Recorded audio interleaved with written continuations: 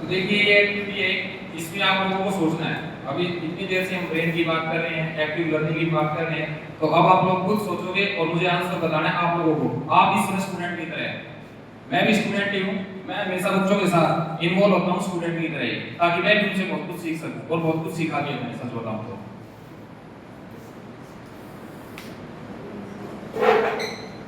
यहाँ पर हमारे पास ये गिलास में पानी है, ठीक है, और कोशिश करनी चाहिए कोई भी चीज़ हम सिखाएं तो एक्टिविटी के थ्रू अगर सिखा सकते हैं हमारे आसपास जो मटेरियल है उसकी यूज से, तो बहुत अच्छा है। तो ये पानी से भरा हुआ गिलास है। अब इस पर ये मेरे पास एक प्लेट है, इसको मैं इस तरह से उल्टा करता हूँ और इस तरह मैं इसे कर लेता हूँ, चलो हाथ पे। और यहाँ पर हमारे पास ये कॉइन्स है, सिक्के है, ठीक है।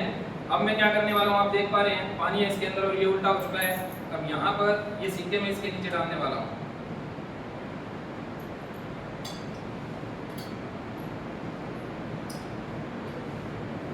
तो एक एक सिक्का, 3 सिक्के मैंने लगा चुका हूँ। अब दूसरा,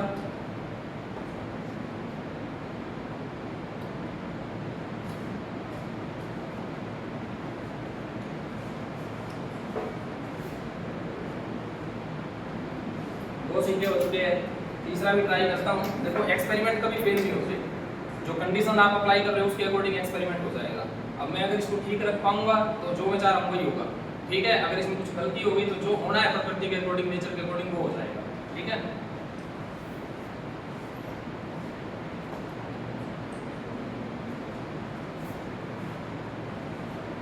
ये देखिए 3 सिक्के हम लगा चुके हैं यहाँ पर, और अब हमारे पास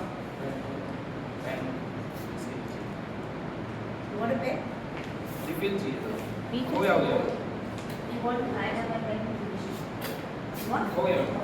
तो ये देखिए रिफिल है हमारे पास, और मैं आप लोगों को दिखा सकता हूँ ये इसके आर पार निकल गया है, लेकिन इसमें पानी अभी भी है। तो एक तो ये पानी कैसे रुका हुआ है, जबकि 3 सिक्के, एक सिक्के की जो मोटाई है वो 1 mm के अराउंड होती है, तो लगभग 3 mm आप देख सकते हो स्केल के अंदर जो पहले फ्री मार्किंग है, इतना ऊपर मैं इसको उठा चुका हूँ, लेकिन पानी इससे बाहर नहीं आ रहा है। तो थोड़ा सोचिए इसके बारे में, थोड़ी हिंट में देने की कोशिश करता हूँ आप लोगों को कि ये हमारे पास फिर से एक छोटा गिलास है, इसमें पानी है, और मैं कोशिश करता हूँ कि इस पानी को इसके अंदर डालता हूँ, ठीक है। देखिए दिख रहा है सभी को, देखते हैं कितना पानी इसके अंदर आता है।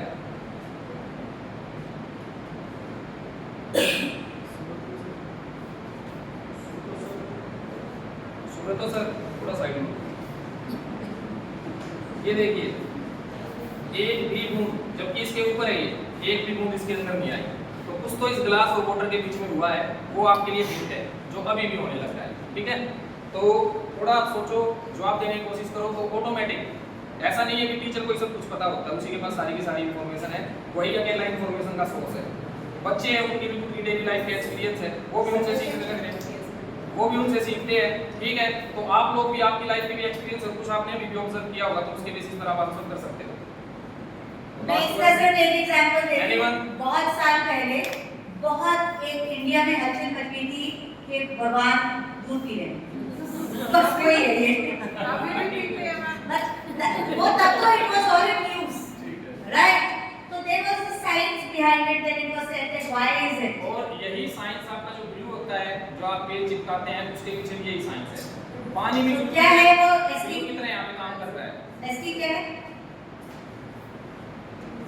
मैथ्स वाले तो बता सकते हैं, they have done BSc science, come on। नहीं, हिंट दे दिया आपको। हाँ, मतलब ये हम ये सोचते हैं कि लिक्विड ब्लू होता है, ठीक है। दो सॉलिड बॉडीज को भी आपस में चिपकाया जा सकता है बिना कुछ की मदद से, बस उनका सरफेस जो है आपस में बहुत ही क्लीन होना चाहिए, बिल्कुल साफ होना चाहिए, फिर वो दो सॉलिड बॉडी एक दूसरे कांटेक्ट में आ जाएगी तो चिपक जाएगी। मॉलिक्यूलर लेवल पर फोर्सेस लगते हैं। तो थोड़ा देखो, इतनी तो पता ही चुका हूं लगभग, फिर भी कोई अगर एक बार big hand for the way he has done the experiment, also you can show that the mean is closing it, ठीक है। हाँ जी।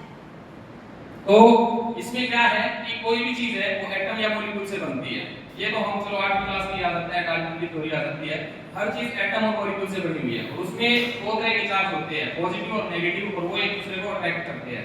तो ये जो पानी है ये भी मॉलिक्यूल या एटम से बना हुआ है, तो हर एटम और मॉलिक्यूल के बीच में क्या लगने लग रहे हैं, फोर्सेस लग रहे हैं। उन फोर्सेस के कारण पूरा का पूरा जो पानी है, यहाँ नीचे आप इस तरह से कह सकते हो जैसे बूंद होती होती है या एक बैलून होता है, बैलून की तरह एक सरफेस बना देता है, एक सरफेस फिल्म बनाती है फोर्सिंग लगने के कारण, जैसे बैलून को स्ट्रेच करते हैं वो मेम्ब्रेन हो गई, इसी तरह की मेम्ब्रेन इस पानी के चारों तरफ बनी हुई है, कुछ पानी में बनाई हुई है, इस कारण क्योंकि पानी का हर मॉलिक्यूल एक दूसरे पे क्या लगा रहा है, फोर्स लगा रहा है, तो उस मेम्ब्रेन के कारण, और नीचे जो ये प्लेट है, प्लेट के साथ में उसकी अट्रैक्शन है, और साथ में जो ग्लास है, ग्लास के साथ में मॉलिक्यूल्स की अट्रैक्शन है, तो ये जो अट्रैक्टिव फोर्स है ये रिस्पांसिबल है इसको रोकने के लिए, इसको नीचे नहीं गिरने देते। इसको सरफेस टेंशन बोलते हैं। हाँ, surface tension. Yeah, surface tension. Yeah. Now you're coming to the parts of the plate? Yes. See now, please understand this. Good afternoon everyone. Sorry, good morning everyone. Students, for optimal learning to occur, आपको सीखा जाए कि दिमाग के पास कुछ सही से पहुंच जाए, उसके लिए सबसे ज़्यादा जरूरी है हमारा ब्रेन, जो हेल्प करता है हमारी सीखने में। अब जो प्रिंसिपल्स ऑफ लर्निंग है कि आपको कुछ जो भी सीखना है उसके पीछे कुछ मिनिमल स्टेप्स हैं जो आपको फॉलो करने होंगे। इसमें सबसे पहले की मिनिमल लर्निंग आपके पास है, इसमें दो टर्म्स हैं, एक है आपके पास न्यूरोप्लास्टिसिटी और सेकंड है न्यूरोजेनेसिस। अब क्या है, इससे पहले आप देखिए आप सब नॉन साइंस टीचर्स हो, पर आपने सर ने इतने अच्छे तरीके से एक्सपेरिमेंट कराया कि हमारे को नॉन साइंस होते हुए भी समझ आ रहा है, right? So now two terms, ma'am has said what are the two terms? Neuroplasticity and neurogenesis. Now what is neuroplasticity and second is neurogenesis. इसको बताने के लिए पहले आपको सबको ये पता है कि जैसे सबके घर में आजकल वाईफाई है, जब से आपके पास ये ऑनलाइन क्लासेस का ट्रेंड है कि यार हैविंग वाईफाई की जो केबल्स होती हैं उसमें आपने देखा होगा स्पेशल टाइप के फाइबर्स होते हैं, they are being termed as the optical fibres. जैसे आपके पास कम्युनिकेशन मोड के लिए ऑप्टिकल फाइबर्स होती है जो मैसेज को एक जगह से दूसरी जगह तक ट्रांसमिट करने का काम करते हैं, इसी तरह हमारी बॉडी में मैसेज ट्रांसमिशन के लिए कि आपके ब्रेन के पैर में चींटी काट के दिमाग को पता चल जाता है, हम पैर पीछे हटा देते हैं, किसी गर्म चीज को टच करते हैं एकदम हाथ पीछे कर लेते हैं, तो ये जो मैसेज ट्रांसमिशन पार्ट बॉडी का कोई और है, मैसेज कहीं और से आ रहा है, ये सब जो कंट्रोल करने का काम करता है, ये कंट्रोल एंड कोऑर्डिनेशन बॉडी में आपके पास मिलता है स्पेशल मैसेज ट्रांसमीटर से, जिनको हम न्यूरॉन्स कहते हैं। पूरी बॉडी में मिलियंस ऑफ न्यूरॉन्स जो है वो आपके पास भाग रहे हैं इधर से उधर, जो आपके मैसेज ट्रांसमिट तीन तरह के होते हैं, सेंसरी, मोटर एंड रिले, जो इस ट्रांसमिशन को फॉलो, पूरे काम को फॉलो अप देते हैं। अब इस मैसेज ट्रांसमिशन में पूरा का पूरा जो सिस्टम है वो है आपका नर्वस सिस्टम। किसी भी कोई भी चीज जो होती है उसको हम कहते हैं स्टिमुलस, कोई भी एक्टिविटी जो परफॉर्म हो रही है that is being known as stimulus, और उसके अगेंस्ट जो हमारा एक्शन होता है वो कहलाता है रिस्पांस, वो हमारा रिस्पांस है। जैसे चींटी काटी, चींटी का काटना क्या हो गया आपके पास स्टिमुलस, और उसके अगेंस्ट में जो हमने अपना पैर पीछे किया वो आपका हो गया रिस्पांस। अब जो ये रिस्पांस टू स्टिमुलस होता है ये आपके पास पर्टिकुलरली टाइम टू टाइम जो होता है रीजनरेट होता रहता है, चेंज होता रहता है। ये जो नर्वस सिस्टम की मॉडिफिकेशन है, जो नर्वस सिस्टम अपने आप को डेली बेसिस पे एडवांस करता रहता है according to the response to the stimulus, that is being known as the neuroplasticity. ये वो आपकी ability of the nervous system to change basically as per the response to the stimulus is being known as the neuroplasticity. और second चीज जो है वो आपके पास neurogenesis, genesis है किसी भी चीज का बनना, और न्यूरोजेनेसिस है न्यूरॉन का बनना। अब आपके पास, आपने ये तो सुना ही होगा, महाभारत के टाइम से सुनते आ रहे हैं कि अभिमन्यु ने चक्रव्यूह मदर के फॉर्म में ही सीख लिया था। तो जैसे ही आपके पास फ्यूजन से आपके पास जायगोट बनता है, उसके जब एम्ब्रियो का डेवलपमेंट स्टार्ट होता है तो एम्ब्रियो के डेवलपमेंट के टाइम आपके पास न्यूरॉन्स जो है वो बनने शुरू हो जाते हैं। जैसे ही आपके पास वो न्यूरॉन्स बनते हैं, पहले के टाइम से आजकल हम कहते हैं कि आजकल के बच्चे तो बचपन से ही तेज होते हैं, माँ के पेट से सीखते ही पैदा होते हैं। ये सब जो बातें आती है कहाँ से आ रही है कि बिकॉज जेनेटिक्स इज चेंजिंग।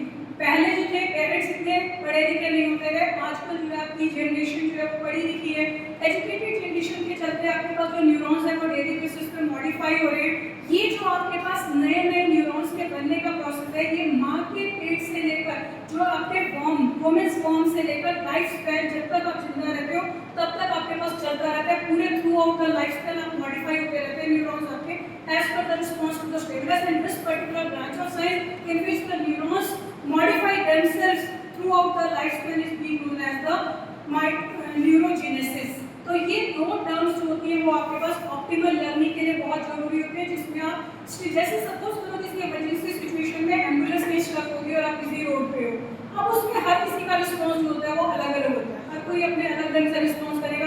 कोई तो गाड़ी पे बैठा हॉर्न बजाता रहेगा, honking, horns are continuously being honking. कुछ दो लोग जो ऐसे होंगे वो ऐसे होंगे जो रोड को क्लियर लेकर आने की कोशिश करेंगे, कुछ जो है साइड में खड़े रहेंगे जिनको कोई फर्क नहीं है, जस्ट वेटिंग। तो हर सिस्टम इंडिविजुअल का किसी पर्टिकुलर सिचुएशन के अकॉर्डिंग जो रिस्पॉन्स होता है वो अलग अलग होता है। पहली first point This is what happens in the classroom also.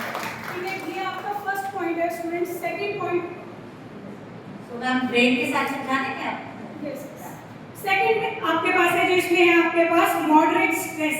अब किसी भी काम को करने के लिए सेकंड पॉइंट लर्निंग के लिए जो मैम ने अभी डिस्कस किया वो है आपके पास मॉडरेट स्ट्रेस। अब ये मॉडरेट स्ट्रेस क्या है? किसी भी काम को करने से पहले हमें थोड़ी सी एंजाइटी और थोड़ी सी नर्वसनेस बहुत जरूरी है। सपोज मुझे यहीं पर आना था और यहाँ पर कुछ बोलना है, अगर मैं बिल्कुल कूल एंड कंफर्टेबल हूँ कि चलो हो जाएगा, जो देखा जाएगा, लेट इट बी, कुछ भी हो जाए कोई फर्क नहीं पड़ता, वो भी गलत है, then I will not be able to perform